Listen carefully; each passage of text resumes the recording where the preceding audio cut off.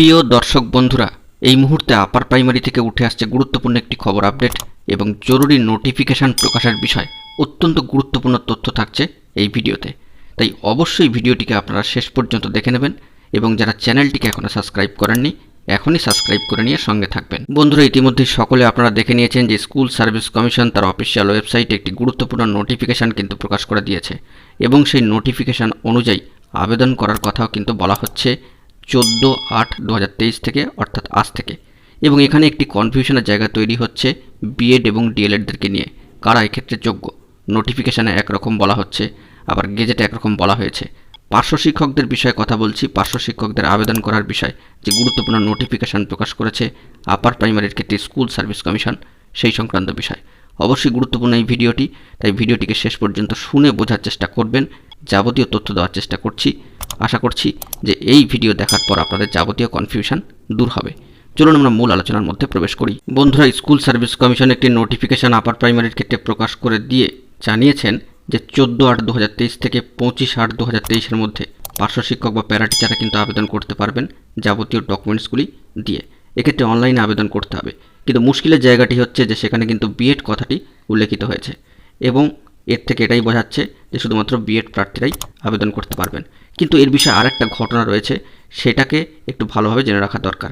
2016 যে upper primary gazette, সেটিকে লক্ষ্য করলে আমরা দেখতে পাবো তার 3 নম্বর পাতায় কার্যত স্পষ্ট করে বলা হয়েছে যে ডিএলএড অর্থাৎ 2 বছরের ডিপ্লোমা ইন এলিমেন্টারি এডুকেশন যারা কোর্স করেছেন তারাও এক্ষেত্রে যোগ্য বা এলিজেবল। তাহলে ডিএলএড বন্ধুরা কেন অ্যাপ্লাই করতে পারবেন না পার্শ্ব শিক্ষকদের ক্ষেত্রে? এখানে আরও একটি ঘটনাক্রম রয়েছে, সেটাকেও আমাদেরকে জানতে হবে। সে বিষয়ে পরে আসছি। তার আগে একটু জানিয়ে রাখি যে সমস্ত পার্শ্ব শিক্ষক বন্ধুগণ 2016-তে অনলাইনে আবেদন করেছিলেন তারা ডকুমেন্ট কিন্তু আপলোড করতে পারবেন আবার অনলাইনে 2011 ও 2015 টেট থেকে। কিন্তু মুশকিল হচ্ছে এটাই যে নোটিফিকেশানটি দেওয়া হয়েছে সেখানে শুধুমাত্র বিএডদের কথা বলা রয়েছে। তাহলে কি বিএড বন্ধুরা আবেদন করবেন, ডিএলএড বন্ধুরা আবেদন করবেন না? 2016 যে আপার প্রাইমারি গেজেট তার 3 নম্বর পাতায় কোয়ালিফিকেশান ডিটেলস দেখলেই কিন্তু হুবহু লেখা রয়েছে যে 2 বছরের ডিপ্লোমা ইন এলিমেন্টারি এডুকেশন যারা করেছেন তারা আবেদন করতে পারবেন। হ্যাঁ, এখানে অবশ্যই সেই সমস্ত পার্শ্ব শিক্ষক বা প্যারা টিচার বন্ধুরা যাদের ডিএলএড রয়েছে তারাও আবেদন করতে পারবেন, অর্থাৎ তারা তাদের বিএড যদি থাকে অবশ্যই আবেদন করতে পারবেন।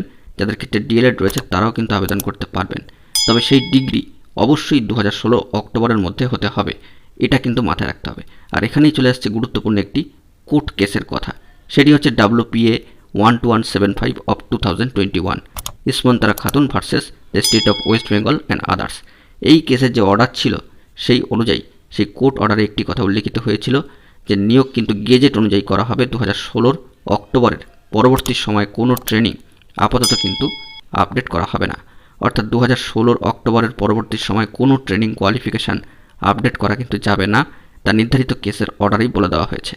তবে এক্ষেত্রে যে সমস্ত পার্শ্ব শিক্ষকরা 2015-17 সেশনে ডিএলএড ট্রেনিংটি সম্পন্ন করেছেন এবং যাদের সেশন এন্ডিং হয়েছে 2017-তে, অর্থাৎ 17-তে তারা কাগজপত্র পেয়েছেন, মার্কশিট সার্টিফিকেট, তারা কিন্তু 2016 অক্টোবরের পরেই চলে যাচ্ছেন।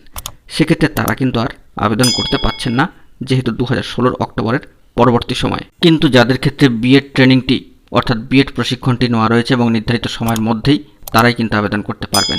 ওই সময়সীমার বাইরে গিয়ে কোনো ট্রেনিং করে থাকলে তা কিন্তু আপডেট করে আর আবেদন করা যাবে না, অর্থাৎ আপডেটের সুযোগ তো থাকছেই না এবং আবেদনের সুযোগ তো থাকছেই না।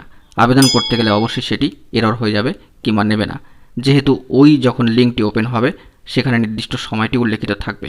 তাহলে বুঝতেই পাচ্ছেন যে এখানে বিএড নোটিফিকেশানে উল্লেখিত থাকলেও ডিএলএড বন্ধুরা আবেদন করতে পারবেন, তবে সেক্ষেত্রে ট্রেনিং কোয়ালিফিকেশানের সমস্ত বিষয়গুলি হতে হবে 2016 অক্টোবরের মধ্যেই। আশা করি বন্ধুরা আপার প্রাইমারির ক্ষেত্রে আবেদন করতে যাওয়া পার্শ্ব শিক্ষক বন্ধুদের মনের কনফিউশন দূর করতে পারলাম।